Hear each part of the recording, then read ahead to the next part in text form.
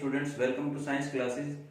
हमने previous lecture में introduction to science and introduction to chemistry study किया था। आज हम केमिस्ट्री के इस टॉपिक को आगे बढ़ाते हैं। हम स्टडी करेंगे मैटर क्या होता है, क्योंकि हमें पता है chemistry is the science of material. Basically अगर हम देखें मैटर क्या होता है, हिंदी में हम इसको कहते हैं पदार्थ।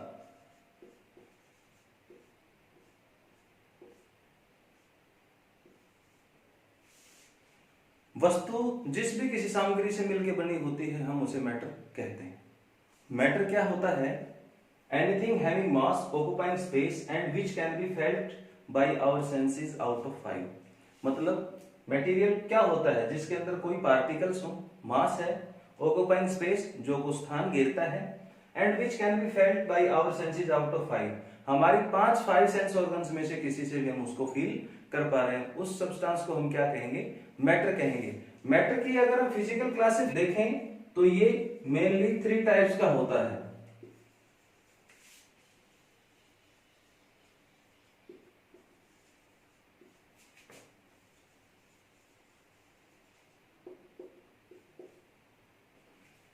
अगर फिजिकल क्लासिफिकेशन हम मैटर की देखें तो ये 3 टाइप का होता है: सॉलिड, लिक्विड एंड गैस। हमने 9th क्लास में भी पढ़ा है सॉलिड, लिक्विड और गैस क्या होते हैं। सॉलिड वो सब्सटेंस होते हैं जिनकी डेफिनेट वॉल्यूम होती है, डेफिनेट शेप होती है। लिक्विड जो सब्सटेंस होते हैं उनकी वॉल्यूम डेफिनेट होती है लेकिन शेप डेफिनेट नहीं होती है। गैसीय सब्सटेंस वो होते हैं जिनकी डेफिनेट वॉल्यूम और डेफिनेट शेप दोनों ही नहीं होती। अगर हम टेम्परेचर और प्रेशर की कंडीशंस को मेंटेन रखते हैं तो सॉलिड सब्सटेंस की वॉल्यूम चेंज नहीं होती, लिक्विड सब्सटेंस की वॉल्यूम चेंज नहीं होती, लेकिन गैसियस अगर कोई सब्सटेंस हमारे पास है तो उसको हम जितने बड़े कंटेनर में रखते जाएंगे उतनी ही उसकी वॉल्यूम एक्सपेंड होती जाएगी। दूसरा हमारे पास पॉइंट है शेप।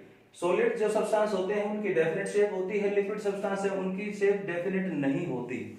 अगर हम लिक्विड को किसी भी बर्तन में डालते हैं तो वो उसी बर्तन की, उसी कंटेनर की शेप एक्वायर कर लेता है। तीसरा हमारे पास है गैस। गैस की भी शेप डेफिनेट नहीं होती है। फोर्स ऑफ अट्रैक्शन की बात करें, सॉलिड सब्सटेंसेस के अंदर पार्टिकल्स के बीच का फोर्स ऑफ अट्रैक्शन बहुत अधिक होता है। लिक्विड सब्सटेंस जो होते हैं उनमें भी पार्टिकल्स के बीच में force of attraction sufficiently high है, लेकिन पार्टिकल्स मूवमेंट कर सकते हैं। जिस कंटेनर में हमने लिक्विड को लिया है उसके पार्टिकल उस पूरे कंटेनर में चक्कर लगा सकते हैं जहां उसका सरफेस है। तीसरा हमारे पास है इस पार्टिकल्स के बीच में force of attraction almost negligible होता है। इनके पार्टिकल्स एक दूसरे को पकड़ के नहीं रख सकते, फार अपार्ट होते हैं, बहुत ज्यादा इनके बीच में गैप होता है और फ्री मूवमेंट करते हैं। ये हमारे पास थे सॉलिड, लिक्विड और गैस। टेम्परेचर और प्रेशर की कंडीशंस को हम वेरी करके सॉलिड, लिक्विड और गैस को एक दूसरे में कन्वर्ट कर सकते हैं। जब सॉलिड सब्सटेंस को हीट किया जाता है तो वो लिक्विड सब्सटेंस में कन्वर्ट हो जाता है, लिक्विड को अगर हीट किया जाता है तो वो गैसीय सब्सटेंस में कन्वर्ट हो जाता है। इसी तरह से जब गैस को ठंडा किया जाता है, कूलिंग प्रोसेस होता है गैस का, तो वो लिक्विड में कन्वर्ट हो जाएगी, और लिक्विड को अगर हम ठंडा करेंगे तो वो सॉलिड में कन्वर्ट। तो सॉलिड से लिक्विड कन्वर्जन का प्रोसेस होता है मेल्टिंग। सॉलिड से लिक्विड कन्वर्जन का प्रोसेस होता है मेल्टिंग। लिक्विड से गैस कन्वर्जन का प्रोसेस होता है बॉइलिंग। अगर हम इसका रिवर्स देखें, गैस से लिक्विड कन्वर्जन होता है, इसको हम कहते हैं कंडेंसेशन। लिक्विड से सॉलिड कन्वर्जन का प्रोसेस है उसे हम कहते हैं फ्रीजिंग या सॉलिडिफिकेशन। कोशिश करें आप सभी वीडियो को पॉज करके अपने नोट्स साथ बनाते रहें और बुक से कंसल्ट करते रहें। वीडियो लेक्चर को एक बार ध्यान से देखने पर हम कुछ समझ जाते हैं, लेकिन वो चीज हमें परमानेंट याद नहीं रहेगी। इसीलिए आप साथ साथ अपने नोट्स भी बनाते रहें और बुक्स को जरूर कंसल्ट करें। कभी भी आप ऐसा ना सोचें कि जो क्लासरूम में करवा दिया गया है वो मोर देन सफिशिएंट है। बुक्स के बिना हमारा काम चल ही नहीं सकता। बुक्स को जरूर कंसल्ट करना है आपने, अगर नोट्स बनाने हैं तो वीडियो देखें, बुक पढ़ें और फिर अपने नोट्स प्रिपेयर करें। ये हमारे पास था सॉलिड, लिक्विड और गैस में हीट का रोल क्या होता है। अगर आप इसी तरह से प्रेशर का रोल अप्लाई करें, एक जनरल एग्जांपल है हमारे पास, जो एलपीजी गैस होती है बहुत अधिक प्रेशर अप्लाई करने से वो लिक्विड स्टेट में आ जाती है, जिसे हम कहते हैं एलपीजी लिक्विफाइड पेट्रोलियम गैस। दूसरा एग्जांपल हमारे पास है सीएनजी कंप्रेस्ड नेचुरल गैस। अगर आप लिक्विड के ऊपर प्रेशर अप्लाई करते हैं तो वो सॉलिड में कन्वर्ट होता है, लेकिन इसमें हमें साथ साथ टेम्परेचर को भी रिड्यूस करना होता है। कुछ सब्सटेंस ऐसे होते हैं जो सॉलिड से सीधे गैस में कन्वर्ट हो जाते हैं, लिक्विड स्टेट में नहीं आते। जैसे हमारे पास ड्राई आइस का एग्जांपल है। ड्राई आइस, ड्राई आइस होता है solid carbon dioxide, solid CO2। जब ड्राई आइस को हीट किया जाता है तो वो डायरेक्ट CO2 गैस में कन्वर्ट हो जाएगा, लिक्विड स्टेट को एक्वायर नहीं करता है, इसलिए हम इसको ड्राई आइस भी कहते हैं। जहां सॉलिड से गैस में डायरेक्ट कन्वर्जन होता है उस प्रोसेस को हम सब्लिमेशन कहते हैं। हमारे पास था स्टेट्स ऑफ मैटर, मैटर कितने हमारे स्टेट्स में पाया जाता है। नेक्स्ट टॉपिक हमारा वो है classification of matter on bulk level, कि अगर हम इसका क्लासिफिकेशन करना चाहें मटेरियल का तो वो किस तरह से क्लासिफाई हम कर सकते हैं। मैटर हमारा प्योर है, इम्प्योर है, देखते हैं कैसे इनको क्लासिफाई किया जा सकता है। इसके बाद हमारे पास आता है क्लासिफिकेशन ऑफ मैटर। मैटर को आप कितने क्लासेस में डिस्ट्रीब्यूट कर सकते हैं, कैटेगराइज कर सकते हैं। मैटर हमारे पास दो मेन कैटेगरीज में डिवाइड करते हैं, प्योर, इम्प्योर। प्योर की फर्दर टू टाइप्स होती हैं, elements and compounds. Pure substance क्या होता है, केमिस्ट्री के अकॉर्डिंग जैसे मैटर के जो कॉन्स्टिट्यूएंट पार्टिकल्स होते हैं वो होते हैं एटम, आयंस एंड मॉलिक्यूल्स। अगर कोई सब्सटेंस हमारे पास प्योर है तो उसके अंदर single type of atom, ion या मॉलिक्यूल हो सकता है। ऐसा नहीं होता है कि बहुत सारे मॉलिक्यूल एक साथ इकट्ठे हो जाएं। बहुत सारे मॉलिक्यूल अगर एक साथ इकट्ठे हो जाएंगे और आपस में रिएक्शन उनका नहीं हो रहा है तो वो मिक्सचर बन जाएंगे, वो मिक्सचर की कैटेगरी में पुट कर दिए जाएंगे। हमारे पास प्योर सब्सटेंस में होते हैं एलिमेंट्स और कंपाउंड्स। एलिमेंट्स क्या होते हैं, जैसे हमारे पास आयरन है, हाइड्रोजन है, ऑक्सीजन है, तो एलिमेंट्स के अंदर केवल एक ही टाइप के एटम पाए जाते हैं। कंपाउंड्स में क्या होता है, दो या दो से ज्यादा अधिक एटम फिक्स्ड रेशियो में कंबाइन करते हैं तो कंपाउंड की फॉर्मेशन होती है। जैसे हमारे पास एग्जांपल है H2O। H2O में दो एटम हाइड्रोजन के हैं, एक एटम ऑक्सीजन का है। इनके कॉम्बिनेशन का रेशियो फिक्स होता है, बाय मास भी फिक्स है और नंबर ऑफ एटम्स के अकॉर्डिंग भी इनका रेशियो फिक्स है। तो H2O हमारे पास क्या है, दो अलग अलग एटम का फिक्स्ड रेशियो में कॉम्बिनेशन है, उसे हम कंपाउंड कहेंगे। एलिमेंट्स के जो एग्जांपल है, जैसे H2 है, हमारे पास H2 है, O2 है, ये सब क्या है, hydrogen gas, oxygen gas. Hydrogen की अगर बात करें तो उसमें सारे के सारे हाइड्रोजन एटम होते हैं।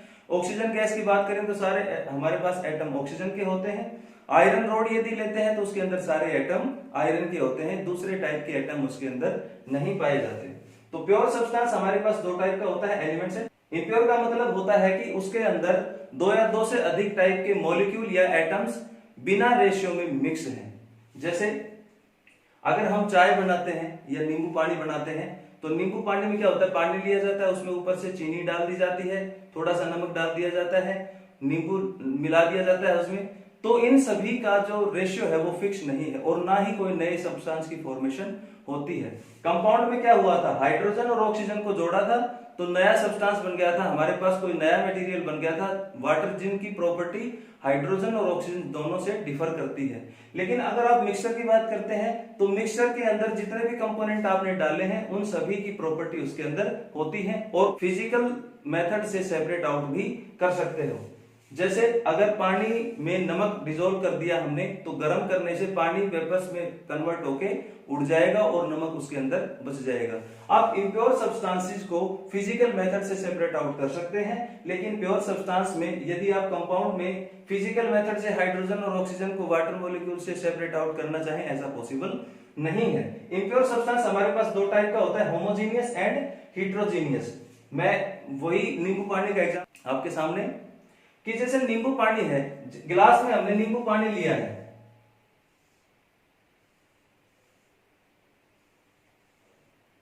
अगर हमारे पास किसी भी गिलास में सॉल्यूशन है, होमोजेनियस नींबू पानी है, अगर आप ऊपर से लेंगे तो भी उस सॉल्यूशन की कंपोजिशन उतनी है जितनी नीचे से है उतनी ही बीच में पाई जाएगी। अगर आप किसी ग्लास में नींबू पानी को टेस्ट करेंगे, सरफेस पे देखेंगे तो भी कंपोजिशन नमक चीनी पानी सबकी उतनी है, नीचे बॉटम से देखेंगे तो भी वही है। अगर बीच में से कहीं हम उसका सैंपल लेते हैं तो वहां उनकी कंपोजिशन इक्वल मिलती है। जिन सब्सटेंस में composition through out mixture same होती है उसे हम होमोजेनियस सब्सटेंस कहते हैं। दूसरा हमारे पास है हेट्रोजीनियस सब्सटेंस। हेट्रोजीनियस सब्सटेंस कौन से होते हैं? जिनके अंदर कंपोजिशन थ्रू आउट मिक्सचर, पूरे मिक्सचर में कंपोजिशन सेम नहीं होती। जैसे यदि आप नींबू पानी की जगह यहां मिट्टी डिजोल्व करते, अगर हम पानी में चीनी ना डाल के मिट्टी डालते हैं ऊपर से, तो नीचे डस्ट पार्टिकल सेट हो जाते हैं। मतलब कि नीचे मिट्टी का अमाउंट ज्यादा है, सैंड जो पार्टिकल है बॉटम पे सैंड पार्टिकल्स ज्यादा हैं, ऊपर देखेंगे तो वाटर के पार्टिकल्स ज्यादा हैं। तो जो कंपोजिशन है वो थ्रू आउट मिक्सचर सेम नहीं है, इसीलिए हम इन सब्सटेंसेस को हेट्रोजेनियस सब्सटेंस कहते हैं। ये हमारे पास क्या थी? मैटर की केमिकल क्लासिफिकेशन या classification of matter on bulk level, जहां हम प्योर और इम्प्योर सब्सटेंस की बात करते हैं। एक बार फिर से देखते हैं एलिमेंट्स क्या होते हैं।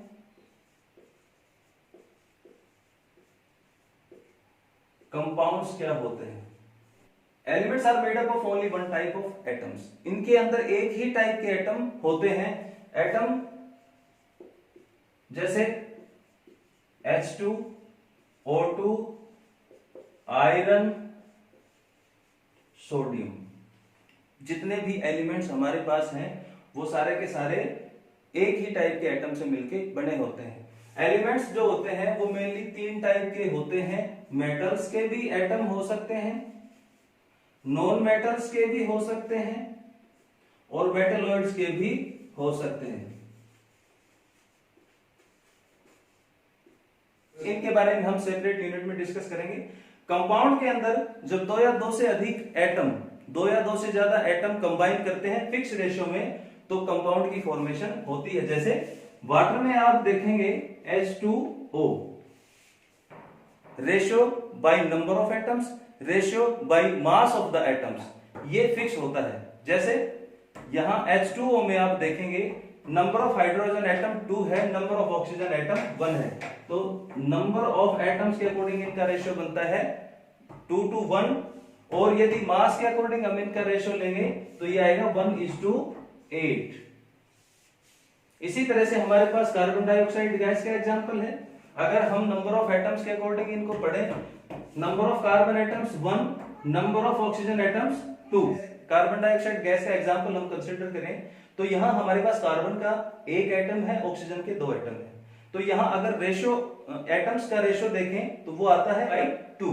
अगर हम बाई मास इनका रेशियो देखें, what is the atomic mass of carbon, आप सभी ने पढ़ा है 9th और 10th में, यहां हमारे पास आ लिया है। कार्बन का एटॉमिक मास होता है 12, ऑक्सीजन का एटॉमिक मास होता है 16, 2 ऑक्सीजन है 16 to the 32।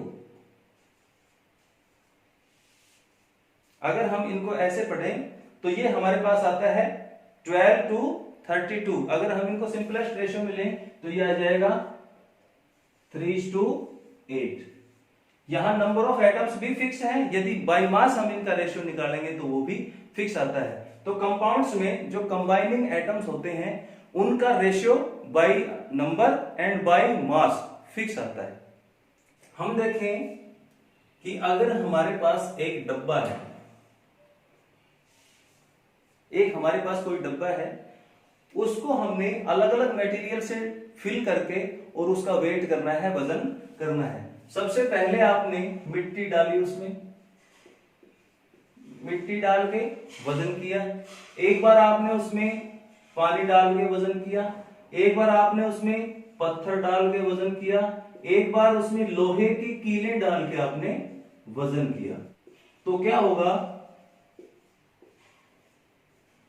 इस डब्बे को आपने केवल ऊपर तक भरना है, इसका जो लेवल है यहां तक आप इसको फिल करेंगे, और यहां तक फिल करने के बाद में आप अलग अलग सब्सटेंस का वेट देखेंगे क्या आता है, क्या नहीं आता है? मटेरियल सभी अलग अलग हैं, मिट्टी, पानी, पत्थर, लोहे की कीलें, तो क्या सभी का वेट सेम आएगा? नहीं। यहाँ वॉल्यूम तो फिक्स है लेकिन इन सभी का वेट अलग अलग आएगा। तो जो सब्सटेंस होते हैं सभी की अपनी अपनी अलग अलग प्रॉपर्टीज होती हैं। तो इनकी फिजिकल एंड केमिकल प्रॉपर्टीज हम नेक्स्ट वीडियो लेक्चर में डिस्कस करेंगे। Thank you.